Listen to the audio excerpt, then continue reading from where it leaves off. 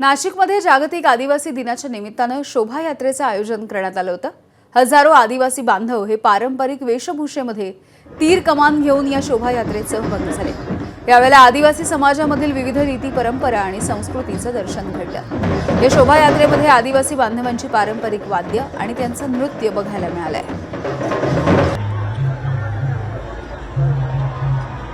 आज जागतिक आदिवासी दिन आहे आणि या जागतिक आदिवासी दिनाच्या निमित्तानं नाशिक जिल्ह्यातील सर्व तालुक्यांमधील आदिवासी बांधव हे नाशिक शहरामध्ये शोभायात्रामध्ये या ठिकाणी सहभागी झाल्याचं आपल्याला पाहायला मिळते। विविध पारंपरिक वाद्यांवर या ठिकाणी ठेका धरत हे आदिवासी बांधव या ठिकाणी आपल्याला पाहायला मिळते। एकूण जर बघितलं तर मोठ्या संख्येने आदिवासी बांधव या ठिकाणी या संपूर्ण या ठिकाणी नाशिक शहरातल्या ईदगाह मैदान पर्यंत जी रॅली आहे, जी शोभायात्रा आहे त्या ठिकाणी पोहोचलेले आहेत। काही आदिवासी नेते माझ्या सोबत आहे। संयुक्त राष्ट्रसंघाने ठराव पारित करून घोषित केल्याप्रमाणे आदिवासीची संस्कृती, अस्मिता, परंपरा, अस्तित्व टिकवण्यासाठी संपूर्ण विश्वात हा आदिवासी जागतिक दिन साजरा केला जातो। आणि आजच्या कार्यक्रमाचे अध्यक्ष, महाराष्ट्र प्रदेश काँग्रेस कमिटीचे अध्यक्ष आदरणीय हर्षवर्धन सपकाळ साहेब असून आदिवासींची परंपरा टिकवण्यासाठी आज आम्ही सर्व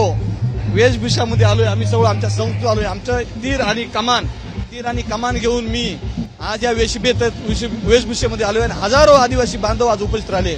तर नाशिकमधल्या या शोभायात्रेची देखील एक विशेष खरं तर आपल्याला परंपरा खरं तर पाहायला मिळते। नाशिक जिल्हा हा आदिवासी बहुल जिल्हा असल्यामुळे मोठ्या संख्येने आदिवासी बांधव या आजच्या आदिवासी दिनाच्या एकूणच क्रांती दिनाच्या निमित्तानं नाशिकमध्ये या सगळ्या आदिवासी बांधवांच्या शोभायात्रेचा हा आपल्याला वेगवेगळ्या पद्धतीनं हा सगळ्या वेशभूषांच्या आणि त्यासोबत आदिवासी बांधवांच्या या परंपरेचं दर्शन करते या ठिकाणी आपल्याला पाहायला मिळत आहे। कॅमेरामन मंगेश सोरेंसह शुभम बोडके, एबीपी माझा, नाशिक।